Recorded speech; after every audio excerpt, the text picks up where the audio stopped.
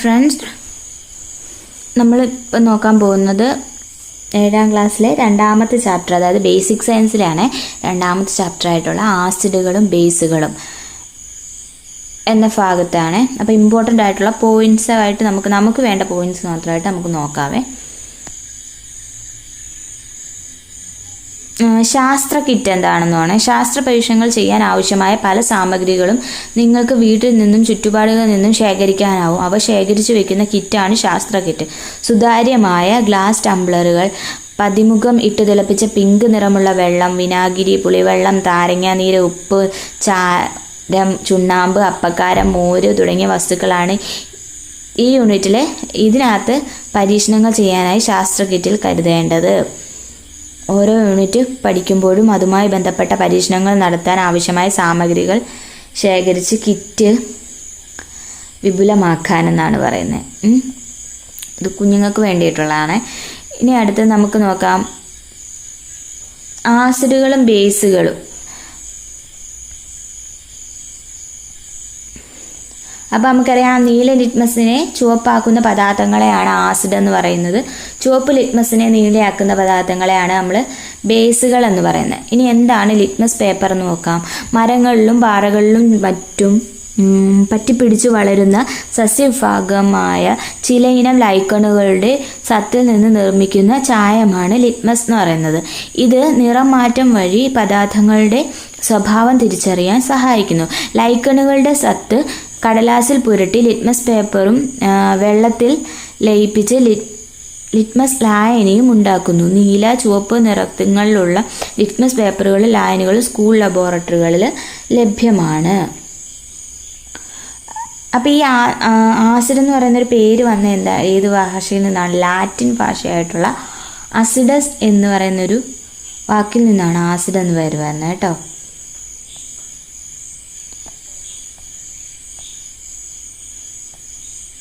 എല്ലാം ആസിഡും ബേസുകളും. ഇത് നമ്മൾ മുമ്പ് പറഞ്ഞു, നീല ലിറ്റ്മസിനെ ചുവപ്പാക്കുന്ന പദാർത്ഥങ്ങളാണ് ആസിഡുകൾ, ചുവപ്പ് ലിറ്റ്മസിനെ നീലയാക്കുന്ന പദാർത്ഥങ്ങളെയാണ് ബേസുകൾ എന്ന് പറയുന്നത്. ഇനി സൂചകങ്ങൾ എന്താണ് പറയുന്നത്? സൂചകങ്ങൾക്ക് എക്സാമ്പിളാണ് നമ്മളിപ്പോൾ പറഞ്ഞ ലിറ്റ്മസ് പേപ്പർ.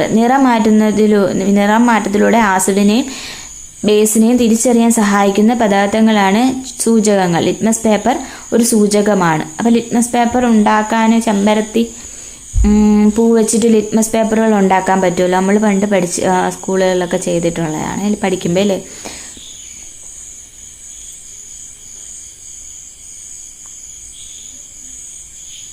പിന്നെ ലബോറട്ടറി സൂചകങ്ങളെന്നും പറഞ്ഞുകൊണ്ട് കൊടുത്തിട്ടുണ്ട്.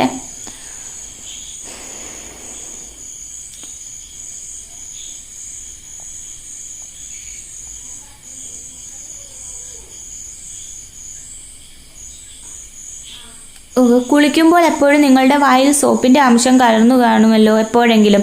സോപ്പിൻ്റെ രുചി എന്താണ്? സോപ്പ്, അപ്പക്കാരം എന്നിവയുടെ രുചി ഒരേപോലെയാണ്. ഇവയ്ക്ക് കാര രുചിയാണുള്ളത്. ബേസ് സ്വഭാവമുള്ള ഒരു പദാർത്ഥമാണ് സോപ്പ് എന്ന് പറയുന്നത്.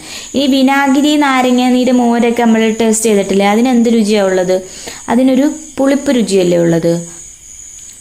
അപ്പം അത് ആസിഡാണ്. അതിലൊക്കെ ആസിഡ് അടങ്ങിയിട്ടുണ്ട്, ചെറിയ രീതിയിൽ അടങ്ങിയിട്ടുകൊണ്ടാണ് നമുക്ക് പുളി രുചിയായിട്ട് തോന്നുന്നത്. അപ്പോൾ കാര രുചിയാണ് എന്തിന്? ബേസിന്. പുളി രുചിയാണ് ആസിഡിനുള്ളത്. എല്ലാ ആസിഡുകൾക്കും പുളി രുചിയാണുള്ളത്, എല്ലാ ബേസുകൾക്കും കാര രുചിയാണുള്ളത്. ഇനി അധിക വായനയ്ക്ക് എന്ന് പറയുന്ന ഒരു സാർവിക സൂചകം കൊടുത്തിട്ടുണ്ട്. ഒരേ സമയം ആസിഡിനെയും ബേസിനെയും തിരിച്ചറിയാൻ ഉപയോഗിക്കുന്ന ഒരു സൂചകമാണ് സാർവിക സൂചകം എന്ന് പറയുന്നത്. പല സൂചകങ്ങളുടെയും ഒരു മിശ്രിതമാണ് ഇതെന്ന് പറയുന്നത്. ഇതിൻ്റെ ഏതാനും തുള്ളി ആസിഡുകളിലോ ബേസുകളിലോ ചേർക്കുമ്പോൾ അവയുടെ സ്വഭാവവും തീവ്രതയും അനുസരിച്ച് പല നിറങ്ങൾ ലഭിക്കുന്നു.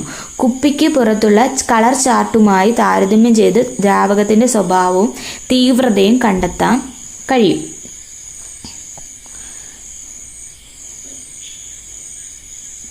ഇനി ആസിഡുകളും ബേസുകളെന്നും പറഞ്ഞുകൊണ്ട് കൊടുത്തിട്ടുണ്ട്. നീല ലിറ്റ്മസിനെ ചുവപ്പാക്കുന്നതാണ് ആസിഡുകൾ. ഇതിൻ്റെ ഡിഫറൻസ് ആണ്.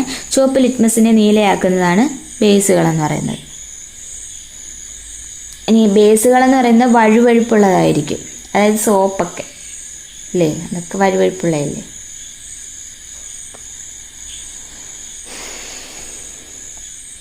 മറ്റേതിന് പുളിരുചിയായിരിക്കും ആസിഡിന്, ബേസുകൾക്ക് കാരരുചിയായിരിക്കും.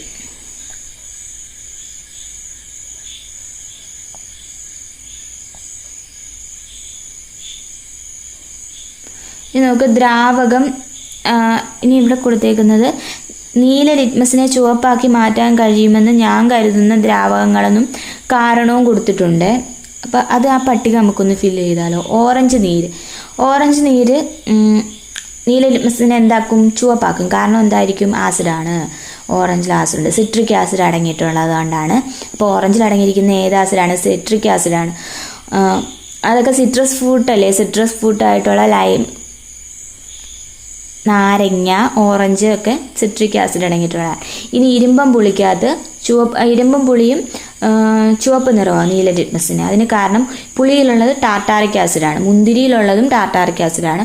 അപ്പോൾ മുന്തിരിയും ചുവപ്പ് നിറമാകും ലിറ്റ്മസ് പേപ്പറിനെ കേട്ടോ. നീല ലിറ്റ്മസ് പേപ്പറിനെ ചുവപ്പ് നിറമാക്കും. പിന്നെ തക്കാളി നീര് നീല ലിറ്റ്മസ് പേപ്പറിനെ ചുവപ്പാക്കും. അതിലടങ്ങിയിരിക്കുന്ന ഓക്സാലിക് ആസിഡ് അടങ്ങിയിട്ടുണ്ട്. ഇനി കഞ്ഞിവെള്ളത്തിന് മാറ്റം ഉണ്ടാവുമോ? ഇല്ല. പ്രധാനമായ ആസിഡ് ഘടകം ഇല്ലാത്തതുകൊണ്ടാണ് കഞ്ഞിവെള്ളം എന്ന് പറയുന്നത് അതിന് മാറ്റമൊന്നുമില്ലാത്തത്. കട്ടൻ ചായക്കും അതുകൂട്ട് തന്നെ മാറ്റമില്ല, പിന്നെ ചെറിയ രീതിയിലുള്ള നേരിയ മാറ്റമുണ്ട്. കാരണം നല്ല ടാനിക് ആസിഡ് എന്നും പറഞ്ഞുകൊണ്ട് ഒരു ആസിഡുണ്ട്. പക്ഷെ അതാണെങ്കിൽ ആ ലിറ്റ്മസ് പേപ്പറിൽ കാര്യമായ പ്രവർത്തനമൊന്നും ചെയ്യത്തില്ല, ശക്തമായ ഒന്നും അതിന് ബാധിക്കത്തില്ല. തേങ്ങാ വെള്ളത്തിലും മാറ്റമൊന്നും കാണത്തില്ല. ഈ ഭക്ഷ്യവസ്തുക്കളിലെ ആസിഡുകൾ എന്ന് പറഞ്ഞു കൊടുത്തിട്ടുണ്ട്. പുളി രുചിയുള്ള ഭക്ഷ്യവസ്തുക്കളിലെല്ലാം ചില ആസിഡുകൾ അടങ്ങിയിരിക്കുന്നു. മിക്ക പഴങ്ങളിലും ഒന്നിലധികം ആസിഡുകൾ അടങ്ങിയിട്ടുണ്ട്. ഭക്ഷ്യവസ്തുക്കളിലെ ചില ആസിഡുകളാണ് നമുക്ക് പരിചയപ്പെടാം. ഇത് നോക്കണേ. മോര് തൈരിൽ എന്തായിരിക്കും? ലാക്റ്റിക് ആസിഡാണുള്ളത്. വിനാഗിരിയിൽ അസറ്റിക് ആസിഡാണ്. വിനാഗിരിയിൽ ഏതാണ്? അസറ്റിക് ആസിഡാണ്. നാരങ്ങയിൽ സിട്രിക് ആസിഡ്. ഇത് വാളംപുളിയിൽ നമ്മൾ മുമ്പേ പറഞ്ഞതാണ് ടാർട്ടാറിക് ആസിഡ്. ആപ്പിളിലാണെങ്കിൽ മാലിക് ആസിഡ് ആയിരിക്കും. നെല്ലിക്കയിൽ അസ്കോർബിക് ആസിഡാണുള്ളത്. തക്കാളിയിൽ ഓക്സാലിക് ആസിഡ്.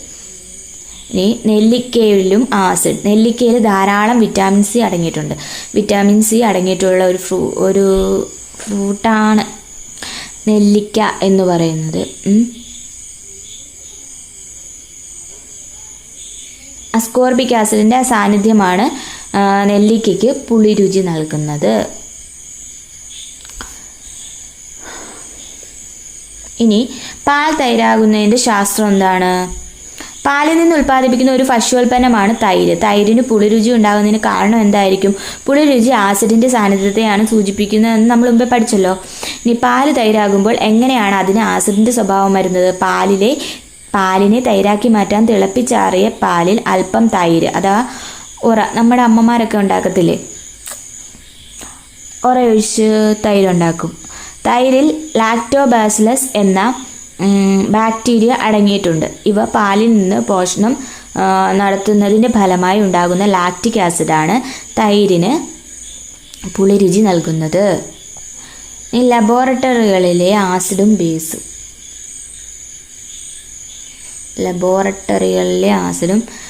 എന്നും പറഞ്ഞുകൊണ്ട് ഒരെണ്ണം കൊടുത്തിട്ടുണ്ട്. ഭക്ഷ്യവസ്തുക്കളിൽ അടങ്ങിയ ആസിഡുകൾ വീര്യം കുറഞ്ഞവയാണ്. എന്നാൽ ലബോറട്ടറികളിൽ സാധാരണ ഉപയോഗിക്കുന്ന പല ആസിഡുകളും ബേസുകളും നല്ല വീര്യം കൂടിയവയായിരിക്കും. അപ്പോൾ അതിൻ്റെ എന്തൊക്കെയാണെന്ന് നോക്കാം. അപ്പോൾ ആസിഡുകൾ ഹൈഡ്രോക്ലോറിക് ആസിഡ്, ലബോറട്ടറികളിലാണ് nitric acid, sulphuric acid, acetic acid. പിന്നെ ബേസുകളായിട്ട് ഉപയോഗിക്കുന്ന കാൽസ്യം ഹൈഡ്രോക്സൈഡ് അഥവാ ചുണ്ണാമ്പ്. ഇനി സോഡിയം ഹൈഡ്രോക്സൈഡ് എന്താണ്? Caustic soda. അപ്പോൾ കാസ്റ്റിക് സോഡ എന്താണ്? Sodium hydroxide. പൊട്ടാസ്യം ഹൈഡ്രോക്സൈഡ് ആണ് കാസ്റ്റിക് പൊട്ടാഷ് എന്ന് പറയുന്നത്. ആസിഡ് വീണ് കണ്ണിന് പരിക്കേറ്റു. ആനക്കായം. ആസിഡ് തെറിച്ച് വീണ് റബ്ബർ ടാപ്പിംഗ് തൊഴിലാളിക്ക് കണ്ണിന് പൊള്ളലേറ്റു. അപ്പം റബ്ബർ പാൽ കട്ടിയാകാൻ ഉപയോഗിക്കുന്നതാണ് ഫോമിക് ആസിഡ്. അതിൻ്റെ ടിന്ന് തുറന്നപ്പോഴായിരുന്നു ഈ അപകടം സംഭവിച്ചത്. അപ്പം റബ്ബർ പാല് കട്ടിയാവാൻ വേണ്ടി ഉപയോഗിക്കുന്ന ആസിഡ് ഏതാണ്? ഫോമിക് ആസിഡാണ്. അത് വീര്യം കൂടിയ ആസിഡാണ് കേട്ടോ.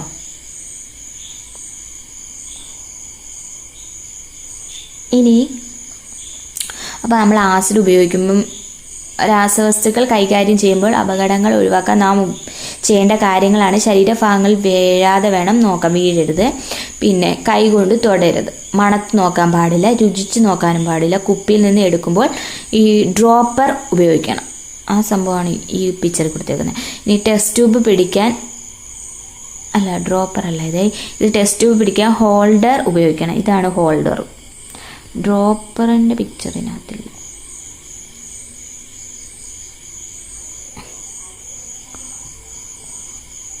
അധിക വായനയ്ക്ക് ഉറുമ്പ് കടിക്കുമ്പോൾ, ഉറുമ്പിൻ്റെ ശരീരത്തിൽ ഫോമിക് ആസിഡ് ഉണ്ട്. ഉറുമ്പ് കടിക്കുമ്പോൾ ഈ ആസിഡ് നമ്മുടെ ശരീരത്തിൽ പ്രവേശിക്കുന്നു. ഇത് ശരീരകോശങ്ങളുമായി പ്രവർത്തിക്കുന്നതാണ് ഉറുമ്പ് കടിക്കുമ്പോഴുള്ള വേദനയ്ക്ക് കാരണം എന്ന് പറയുന്നത്. അപ്പം ഉറുമ്പിൽ എന്താണുള്ളത്? ഏത് ആസിഡാണുള്ളത്? ഫോമിക് ആസിഡാണുള്ളത്. ഈ ആസിഡ് വീണാൽ വീര്യം കൂടിയ ആസിഡുകൾക്ക് ജലാംശം വലിച്ചെടുക്കാനും താപം പുറത്തുവിടാനും കഴിവുണ്ട്. അവ ശരീരത്തിൽ വീണാൽ പൊള്ളലുണ്ടാകുന്നു. പൊള്ളലേറ്റ ഭാഗത്ത് തണുത്ത വെള്ളം കുറേ സമയം ഒഴിക്കുകയാണ് ഇതിനുള്ള പ്രഥമ ശുശ്രൂഷ. പൊള്ളൽ ഗുരുതരമാണെങ്കിൽ ആശുപത്രികൾ കൊണ്ടുപോകണം.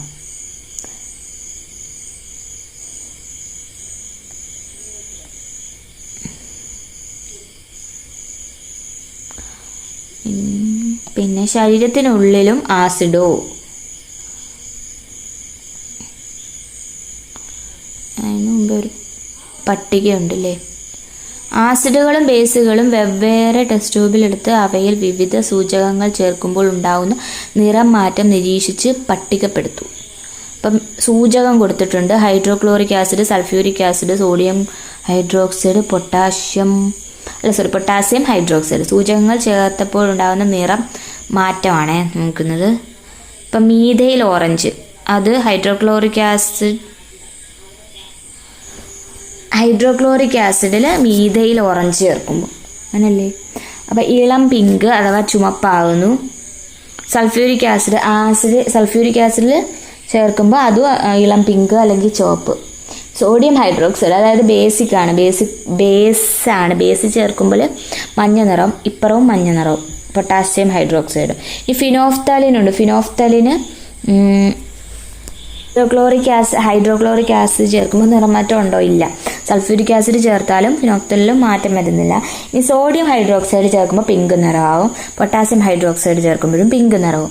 ഇനി നീല ലിറ്റ്മസ് പേപ്പർ, അത് നമുക്കറിയാമല്ലോ, ആസിഡിൽ ചേർക്കുമ്പം ചുവപ്പാകും. അപ്പോൾ അതുകൊണ്ട് ഹൈഡ്രോക്ലോറിക് ആസിഡിലും സൾഫ്യൂരിക് ആസിഡിലും മുക്കുമ്പോൾ, നീല ലിറ്റ്മസിനെ മുക്കുമ്പോൾ എന്താവും? ചുവപ്പാവും. ബാക്കി സോഡിയം ഹൈഡ്രോക്സൈഡിലും പൊട്ടാസ്യം ഹൈഡ്രോക്സൈഡിലും നീല നിറമാവും. ഇനി ചുവപ്പ് ലിറ്റ്മസ് ആണെങ്കിൽ ഹൈഡ്രോക്ലോറിക് ആസിഡും സൾഫ്യൂരിക് ആസിഡിലും മുക്കുമ്പോൾ എന്താവും?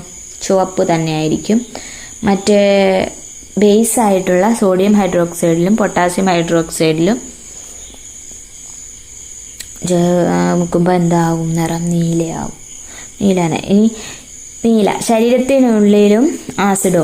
നാം കഴിക്കുന്ന ആഹാരത്തിന് ദഹനത്തെ സഹായിക്കാനായി ആമാശയത്തിൽ ഹൈഡ്രോക്ലോറിക് ആസിഡ് ഉൽപ്പാദിപ്പിക്കപ്പെടുന്നു. അപ്പോൾ ആമാശയത്തിൽ അടങ്ങിയിട്ടുള്ള ആസിഡ് ഏതാണ്? Hydrochloric acid. നമ്മുടെ ദഹനത്തെ സഹായിക്കുന്ന ഹൈഡ്രോക്ലോറിക് ആസിഡാണ്. ചിലരിൽ ഇതിൻ്റെ ഉൽപ്പാദനം കൂടുന്നതിൻ്റെ ഫലമായി ഉണ്ടാകുന്ന അവസ്ഥയാണ് അസിഡിറ്റി എന്ന് പറയുന്നത്. ആമാശയത്തിനുള്ളിലെ നീറ്റൽ, നെഞ്ചെരിച്ചിൽ, പുളിച്ചു തികട്ടൽ, മലബന്ധം തുടങ്ങിയ അസിഡിക് എന്നിവയൊക്കെ അസിഡിറ്റിയുടെ ലക്ഷണങ്ങളാണ്. ആസിഡിനെ നിർവീര്യമാക്കുന്ന ആന്റാസിഡുകൾ എന്നറിയപ്പെടുന്ന മരുന്നുകളാണ് ഡോക്ടർമാർ ഇതിന് പരിഹാരമായി നിർദ്ദേശിക്കുന്നത്.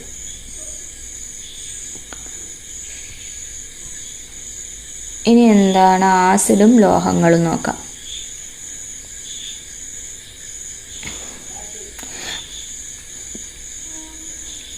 മഗ്നീഷ്യം റിബൺ വായുവിൽ കത്തിക്കുന്ന പരീക്ഷണം മുൻ ക്ലാസ്സുകളിൽ നിങ്ങൾ ചെയ്തിട്ടുണ്ടല്ലോ.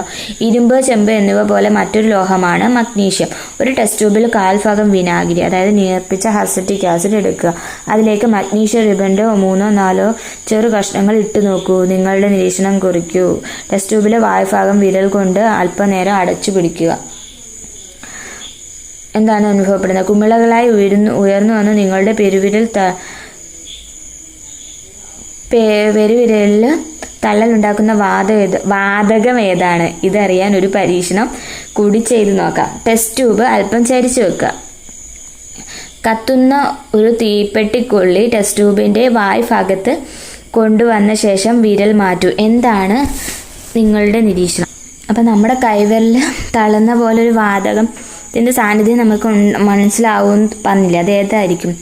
അത് ഹൈഡ്രജൻ്റെ ആണ് സാന്നിധ്യമാണ്. അതായത് ആസിഡ് ലോഹവുമായി പ്രവർത്തിക്കുമ്പോൾ ഒരു വാതകം ഉണ്ടാകും. ആ വാതകമാണ് ഹൈഡ്രജൻ. തീ കാണിച്ചപ്പോൾ ചെറു ശബ്ദത്തോടെ കത്തിയ ഈ വാതകമാണ് ഹൈഡ്രജൻ എന്ന് പറയുന്നത്. മറ്റു ലോഹങ്ങളും ആസിഡുകളും ഉപയോഗിച്ച് പരീക്ഷണം ആവർത്തിച്ചാൽ ഇതേ ഫലം തന്നെ ആയിരിക്കും നമുക്ക് ലഭിക്കുന്നത്. അപ്പോൾ ആസിഡ് ലോഹവുമായി പ്രവർത്തിച്ചാൽ ഉണ്ടാകുന്ന വാതകം ഏതാണ്? ഹൈഡ്രജൻ. ഇത് പ്രീവിയസ് ഇയർ ക്വസ്റ്റ്യൻ ആണ് കേട്ടോ. PYQ ചോദിച്ചിട്ടുണ്ട്. ഇനി അപ്പം നോക്കാം. ഹൈഡ്രജൻ കണ്ടെത്തിയത് ആരാണ്? ഹെൻറി കാവൻഡിഷ് ആണ് എന്ന ബ്രിട്ടീഷ് ശാസ്ത്രജ്ഞനാണ്. ഏറ്റവും ഭാരം കുറഞ്ഞ വാതകമാണ് ഹൈഡ്രജൻ. അതിനാൽ ഹൈഡ്രജൻ നിറച്ച ബലൂണുകൾ ഉയർന്നു പൊങ്ങും. റോക്കറ്റുകളിൽ ഇന്ധനമായി ഹൈഡ്രജൻ ഉപയോഗിക്കുന്നു. ഹൈഡ്രജൻ ഇന്ധനമായി ഉപയോഗിക്കുന്ന മോട്ടോർ വാഹനങ്ങളും ഇന്ന് നിലവിലുണ്ട്. 2023 സെപ്റ്റംബറിൽ ന്യൂഡൽഹിയിൽ പരീക്ഷണാർത്ഥം ഒരു ഹൈഡ്രജൻ ബസ് നിരത്തിലിറങ്ങിക്കഴിഞ്ഞു. ജലം ഉൽപ്പാദിപ്പിക്കുന്നത് എന്നാണ് ഹൈഡ്രജൻ എന്ന പദത്തിൻ്റെ അർത്ഥം. ജലം ഉൽപ്പാദിപ്പിക്കുന്നത് കേട്ടോ. ഹൈഡ്രജൻ ഓക്സിജനുമായി പ്രവർത്തിച്ചാൽ ജലമുണ്ടാകും. ജലത്തെ വിഘടിപ്പിച്ച് ഹൈഡ്രജനും ഓക്സിജനും ആക്കാം. ഭാവിയുടെ ഊർജ വാഗ്ദാനമാണ് ഹൈഡ്രജൻ എന്ന് പറയുന്നത്. അപ്പം ആസിഡുകൾ ലോഹങ്ങളുമായി പ്രവർത്തിക്കുമ്പോൾ ഹൈഡ്രജൻ ഉണ്ടാകുന്നു. കത്തുന്ന വാതകമാണ് ഹൈഡ്രജൻ. ഇനി ആസിഡുകളുടെ പൊതു സ്വഭാവങ്ങൾ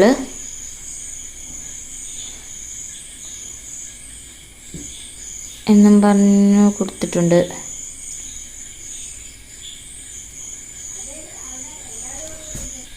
പുളി രുചിയുണ്ട്. പിന്നെ അതായത് ആസിഡ് ലോഹവുമായി പ്രവർത്തിക്കുമ്പോൾ ഹൈഡ്രജൻ പുറത്തുവിടുന്നു. പിന്നെന്താ, pH മൂല്യം 7 താഴെയായിട്ടുള്ളതായിരിക്കും ഈ ആസിഡ് എന്ന് പറയുന്നത്. ആസിഡുകൾ അതുകൊണ്ട് തന്നെ നാശക സ്വഭാവമുള്ളവയായിരിക്കും. ഈ ആസിഡുകൾ ലോഹങ്ങളുമായി പ്രവർത്തിക്കുമെന്ന് നിങ്ങൾ മനസ്സിലായല്ലോ. അതിൻ്റെ അടിസ്ഥാനത്തിൽ താഴെ പറയുന്ന സന്ദർഭങ്ങളുടെ കാരണം വിശദീകരിക്കുക. അച്ചാറുകൾ സൂക്ഷിക്കാൻ ലോഹപാത്രങ്ങൾ ഉപയോഗിക്കാറില്ല എന്ന് പറഞ്ഞു. അതാണ് പറഞ്ഞത്. ലോഹങ്ങളുമായിട്ട് പ്രവർത്തിക്കും എന്ന് പറഞ്ഞില്ലായിരുന്നു. അതുകൊണ്ടാണ് ലോഹപാത്രങ്ങളിൽ ഉപയോഗിക്കാൻ പാടില്ല എന്ന് പറയുന്നത്. പിന്നെ ആസിഡുകളുടെ ഉപയോഗം കൊടുത്തിട്ടുണ്ട്. അച്ചാറുകൾ ഉണ്ടാക്കാൻ വേണ്ടി വിനാഗിരി ഉപയോഗിക്കത്തില്ലേ, അത് അച്ചാർ കേട് വരാതിരിക്കാൻ വേണ്ടി.